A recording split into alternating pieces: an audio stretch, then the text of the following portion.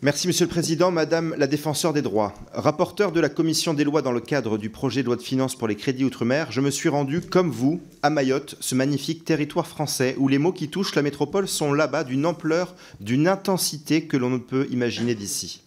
Votre rapport fait la part belle à ce que vous appelez les conditions d'éloignement des étrangers en situation irrégulière, ainsi que de prétendues atteintes à leurs droits et libertés.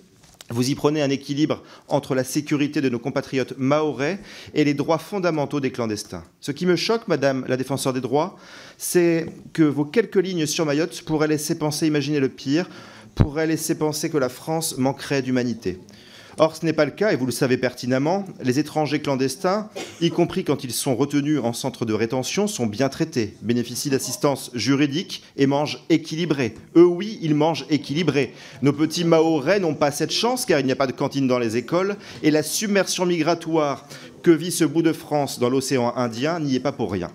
Ce qui me choque aussi, c'est votre capacité à oublier les droits bafoués des Français. Où est l'équilibre dont vous parlez? À Mayotte, que dire du droit de nos compatriotes qui ne peuvent accéder à l'hôpital puisque celui-ci est en quelque sorte préempté par les clandestins? À Mayotte, que dire du droit de nos petits compatriotes qui ne peuvent accéder à des classes non surchargées du fait d'une véritable submersion migratoire? À Mayotte, que dire du droit de nos compatriotes de vivre en sécurité? Ce territoire est totalement gangréné par la délinquance et la criminalité et je ne vous ferai pas l'affront de vous expliquer le lien qui existe évidemment entre insécurité et immigration.